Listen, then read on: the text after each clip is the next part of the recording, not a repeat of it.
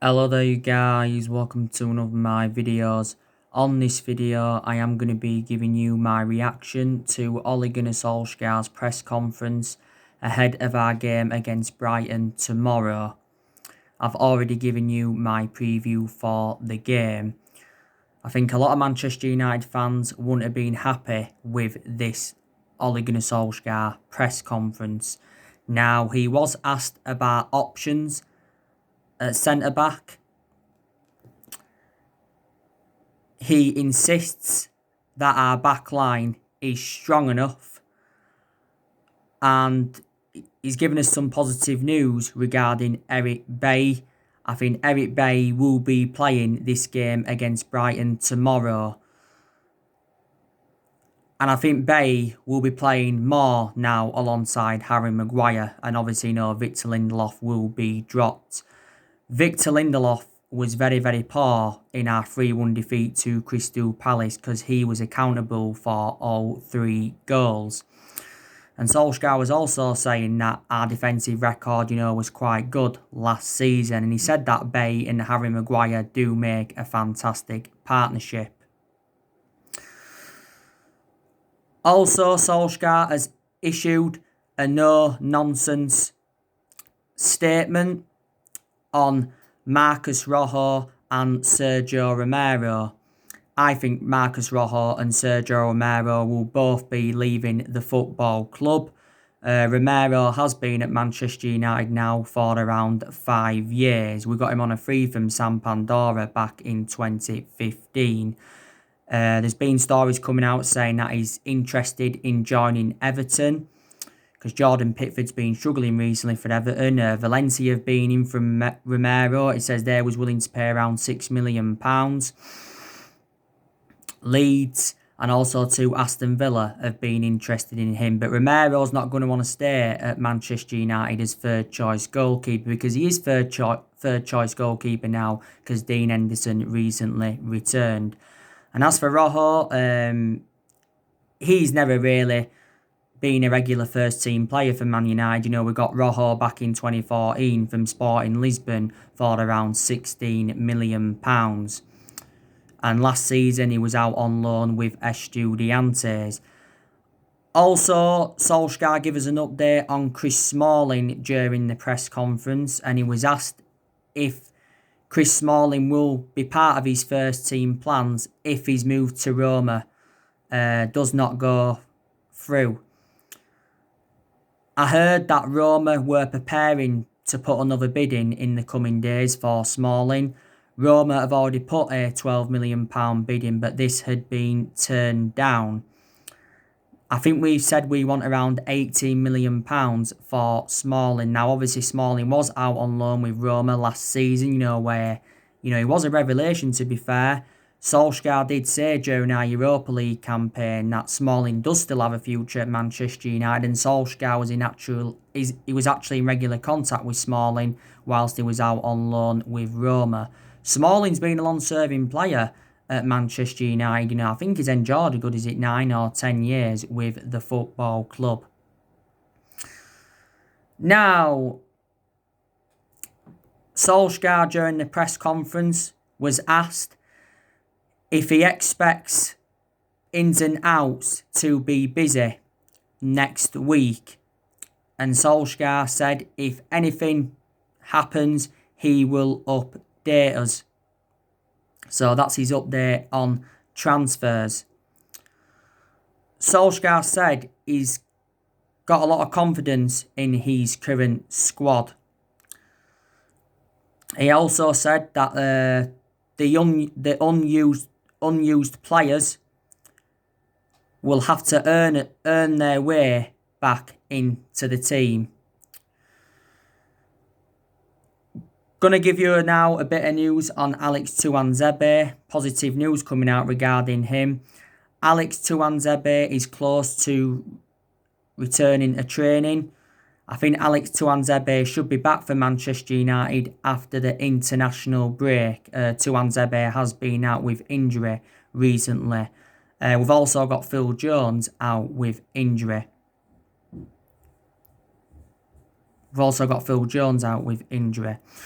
But yeah, it confirmed at the start of the press conference, Solskjaer, that,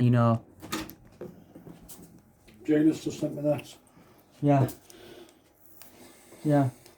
Households in Leeds are expected to be banned from meeting in private homes or gardens in a bid to slow rising COVID-19 rates, the city's council said. Yeah. The measures will begin at midnight and would bring the city in line with rules in Bradford, Kirklees and Calderdale, said council leader Judith Blake. A government announcement on the city restrictions is expected later. Yeah. The council said Thursday saw a steep rise in infections in Leeds, with the rate at 98.5% per 100,000 people. The move will impact 780,000 people who live in the city, but some exemptions are expected, including for those with care and responsibilities. What a fucking fat bastard.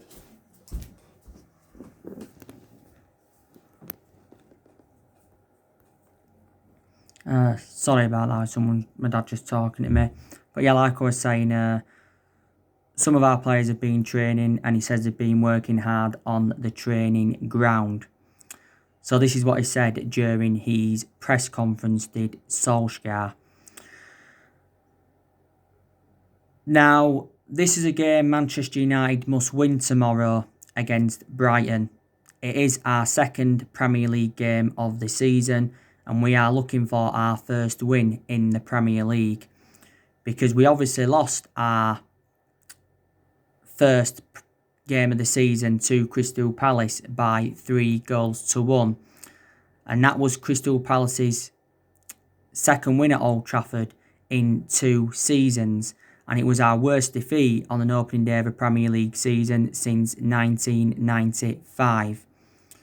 But to be fair, we did bounce back with a 3-0 win against Luton in the Carabao Cup third round. Obviously, in that game, Solskjaer made around 10 changes.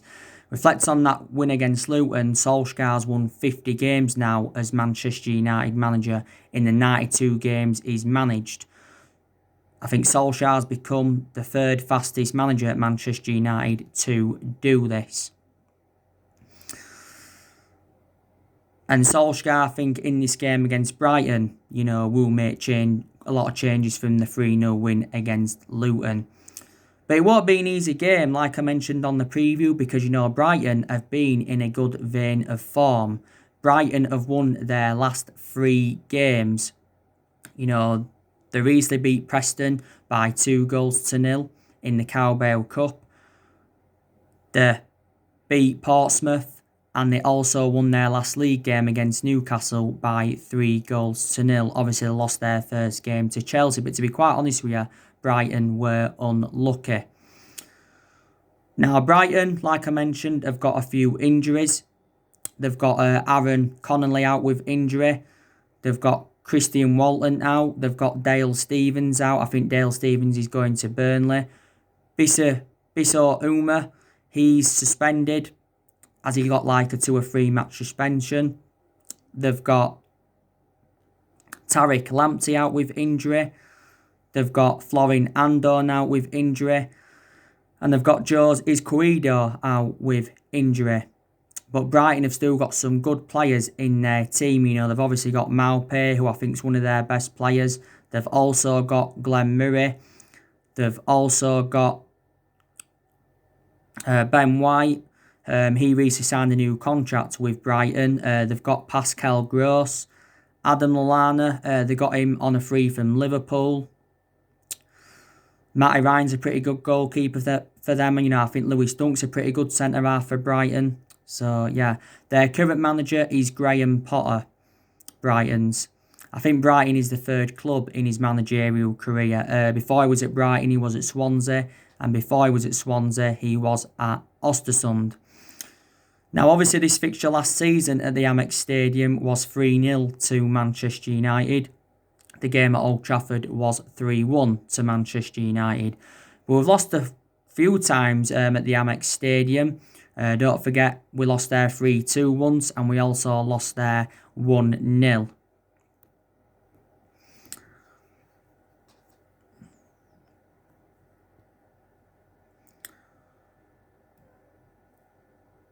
Don't forget, we do play Brighton in the Cowbell Cup 4th round next week. So we do play Brighton twice in a matter of days. Our next league game after Brighton is Tottenham, and that's going to be the first hard game for Manchester United. So yeah, so that is the latest news on that. Now, there's just under 2 weeks left in this summer transfer window. So far, Manchester United have only made one signing, and that was Donny van de Beek. And Donny van de Beek has enjoyed a fantastic start to his Manchester United career. He's played 3 games so far. Obviously, played in the 1-0 defeat to Aston Villa in pre-season. That was his debut. Played in the Crystal Palace game, scored on his Premier League debut, and also played in the Luton game, where I thought he did really, really well. And he should be playing tomorrow, should Donny van de Beek, so that will be his full Premier League debut for the club. But Solsjaer said he wants to make around 3 more signings after Donny van de Beek. But we're not only focusing on the incomings, we've also got to focus on the outgoings as well, because departures are proving very difficult for Manchester United.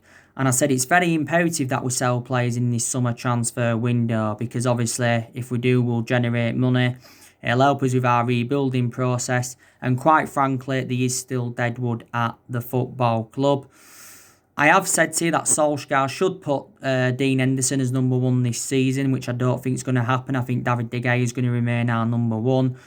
Dean Henderson did recently make his full debut for the club against Luton, but De Gea will be back in goal for tomorrow. And I think Manchester United have just got to sack the board. They are the biggest problem at the club. Woodward has been at the football club since 2012, and the Glazers have been at the football club since 2005. So Woodward's been with us around 8 years, and the Glazers have been with us around 15 years. And Woodward said quite a few times that, he's determined to back Solskjaer, and the Glazers said that they're determined to back Solskjaer. But the main explanations why we've been so critical of them is reflecting how poor our recruitment policy's been. It's been poor for several years. We've also spent big on players in recent years. 89 million for Pogba, 75 million for Lukaku, 52 million for Fred, 40 million for Matic, 50 million pounds for Wan-Bissaka, 80 million pounds for Harry Maguire. We've made a lot of mistakes in the last 7 years, and that's one of the main explanations why we've been so inconsistent. And I just think, the managers that we've had since Alex Ferguson retired have not been backed enough. And I don't think Solskjaer's getting backed enough in this summer transfer window. And from my own perception, I think he does deserve more backing as Manchester United manager, because he's publicly admitted that Manchester United have got to spend money, basically. But the biggest problem is the Glazers, because the Glazers are the ones that hired Ed Woodward into the club. You saw my video that I did this morning. I was talking with you about Matt Judge. He also got hired in by the Glazers. Matt Judge has been at Manchester United now for around 7 years. He came in to obviously replace David Gill. He's been our assistant as Matt Judge. Assistant negotiator, that is, since 2016. And Patrice Evra, don't forget, did a video recently. He was talking about Manchester United's problems. He launched a stunning attack on Woodward and the Glazers, and he also mentioned Matt Judge, and he thinks, he's to blame for the failure of transfers.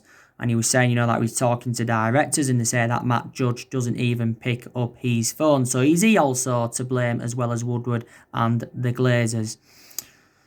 But like I've mentioned, we've missed out on a lot of our targets in this summer transfer window. Another one of my element of concerns is that there's teams around us that are doing very, very good recruitment. Now, like I've said to this season is Ole Gunnar Solskjaer's second full season at the football club. And I said to Solskjaer's got to exceed his expectations if he is to remain Manchester United manager. Now, I said Man United have got to make at least a couple of more signings if we are to mount any title challenge up this season. I think we are at least 3 to 4 years off winning the title. I think one of the priorities this season will be to win a trophy because we've not yet won out in terms of silverware under the Ole Gunnar Solskjaer era. And we haven't won a trophy for over 3 years.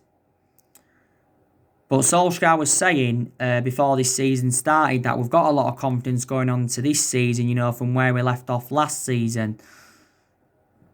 Because to be fair, last season, Solskjaer exceeded most of his expectations. Obviously got us qualification for the Champions League. Also got us third. That's the second highest we've finished since the Ferguson era. And we also progressed to 3 semi-finals. Like I've said to you, I don't really have a perception on Solskjaer at the moment. I've got to wait until we delve more into the season to give you more of a perception on him. Now, obviously, a lot of United fans would have been critical of him, reflect on the 3-1 defeat to Palace. One thing Solskjaer's got to improve on, and that's his decision-making at Manchester United. Because in a lot of games, he's actually been very tactically naive. But there is still improvements needed at Manchester United. There's still certain players that have got to step up to the plate because there's some players that have been below par and, they've obviously got to take responsibility as well. I still think there's aspects of our game that have got to improve. But Solskjaer has been at Manchester United now over a year and a half. He's been nearly here now, I think, 2 years. And I have taken positives from his tenure, I've liked that Solskjaer's had the habit of developing young, homegrown talent since he's come in because, there's a lot of good young players that are coming through at Manchester United. He's also brought quite a few academy players in. So that's good. I think, he's made some good signings so far. Solskjaer spent around £240 million so far at Manchester United. He's also got rid of a lot of the deadwood since he got recommended into the football club. Don't forget, unbeaten. We went on a 19-game unbeaten run until Chelsea had beaten us in the FA Cup semi-final. Before the Palace game, we was unbeaten in our last 14 league games. So, towards the end of last season, or the second part of last season, we really, really picked ourselves up, which was very, very good to see. But if everything was to go wrong from now, who would replace Ole Gunnar Solskjaer if he was to be sacked as Manchester United manager? Would it be Mauricio Pochettino? Don't forget, he was linked to the managerial role at Man United before, Solskjaer got the job permanently in March last year. Massimiliano Allegri, there was also talks of him coming in. At one point, Zinedine Zidane was linked to the managerial role at Man United. Some Man United fans think, we've got to get a manager in with a proven pedigree, to get us back to where we want to be. Don't forget, the first part of last season, Solskjaer got himself out of jail, really, because he was under serious pressure, because at the first part of last season, we enjoyed our worst start ever to a Premier League season, didn't we? And I hope the same thing doesn't happen at the first part of this season. You know what I mean? But, we have not won the Premier League since 2013. So the last time we won it was in Sir Alex Ferguson's last season. But in the last 7 years, we have been playing catch-up because we've obviously, had different managers with different philosophies. We spent close to the £1 billion range on players. We've recruited over 30 players in since Alex Ferguson's retirement. But the managers we've sacked since the Ferguson era was obviously David Moyes, Louis van Gaal and Jose Mourinho. And in the last 7 years, we've only won 3 trophies. That was the FA Cup under Van Gaal and the Europa League and the League Cup under Jose Mourinho. So Solskjaer's our 4th permanent manager since the Ferguson era. And like I said, when Solskjaer first came into the club, he was inheriting a lot of deadwood, and he's got rid of a lot of that deadwood, like I mentioned. But he's still inheriting, deadwood now, isn't he? Let's be honest. Because Solskjaer's still inheriting a lot of players here from the Jose Mourinho era. Still a couple of players here from the Louis van Gaal era. Still one player here from the Moyes era. And still a few players here from the Sir Alex Ferguson era. But you can see that Solskjaer, he's trying to improve the squad and he's trying to change the culture of the club. There's still key areas where Man United are lacking. Now, obviously, we need a centre-half. Solskjaer don't want to get a centre-half in this summer transfer window, like I mentioned. He's waiting until probably next year to get a centre-half in. But we need someone to go alongside Harry Maguire in our back line, obviously. Bailly's good, but he's too injury-prone. Be very beneficial if we could get a left-back in. And we're also looking to get a right winger in as well. Now, you know the news regarding Alex Telles from Porto, don't you? He could be, Man United's second signing in this summer transfer window, could Alex Telles. Now, Alex Telles has asked Porto to lower their asking price. Porto have said they want around 18 million, or is it just over 18 million pounds? I think we want to get him for around 12 million pounds. Now, Fabrizio Romano, who is a very reliable Italian journalist, he came out and said that talks are still ongoing between Manchester United and Porto. And he is confident, is Alex Telles, that an agreement can be reached between Manchester United and Porto. But Telles has said he's determined to come to the club. And he said he wanted to complete a transfer to Manchester United this week. A few weeks ago, Alex Telles' agent was in Manchester to thrash out a deal for his client to join Manchester United. George Mendes has also been involved in the negotiations. Alex Telles' release clause is around £36 million. He's got around 10 months left on his current contract with Porto. So from a Porto perspective, they want to cash in for him now rather than letting go on a free transfer next year. It'd be very beneficial if we could get him in. You already know the news on Jadon Sancho from Borussia Dortmund. I was reading the Mirror and the Sun, I think it was. I know they're not two reliable sources, but they were just saying that Man United are preparing to put a final bidding of 90 million next week for Sancho. We'll offer 75 million up front with 15 million in add-ons. Because we said, we could wait until the final week of the transfer window to make our move for Sancho. Ismail Assar could play a part in us getting Sancho, because reportedly now Borussia Dortmund want Ismail Assar, and he'd obviously be a replacement for Sancho. It says we may have to sell up to 6 of our players to fund the move for Sancho. But, Sancho is our number one priority target. And Solskjaer's held several negotiations with him. And we was hoping to get Sancho on the board before the Crystal Palace game. But obviously that never happened. David Ornstein from The Athletic recently provided us with an update on Sancho. And he said that the terms have been agreed on a long-term contract. And he says, Man United are looking at more alternatives now because there's cheaper solutions than him. But Dortmund's valuation has been around £108 million. And throughout the course of this Jadon Sancho transfer saga, it has been their asking price that has been the stumbling block. But yeah. But we've got a lot of good players in our team, and there's a lot of players that Manchester United will keep, like I've mentioned. We'll keep De Gea for at least another season. He could possibly leave in the summer of 21, could De Gea. This is De Gea's 10th season now at Manchester United. Obviously, we'll keep Hysaka. He just got to improve his attacking intent, but his defensive contributions always been very, very good. This season is Anwan Bissaka's second season at Manchester United. Lindelof will stay for at least another season, I think. Bale will stay for at least another season. The signing Solskjaer, all the signings Solskjaer's brought in will all stay at the club, including Bissaka, like I just mentioned. Maybe Daniel James won't, though. He's one of the signs that Solskjaer made who could possibly leave. But that depends if we get a winner in.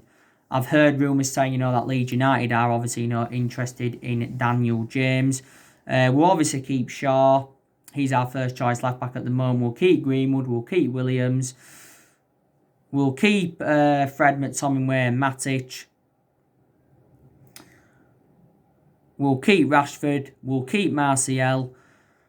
Aguero will stay till January, and then he'll probably go. We'll keep Paul Pogba. So yeah, there's a lot of players that Manchester United will keep. We'll probably keep Tuan Zebe as well. He's another one, and obviously the young players that have just recently got promoted into the senior squad. You know, we'll keep. I presume we'll keep them as well. Dean Ensign, I should presume he'll stay at the football club as well.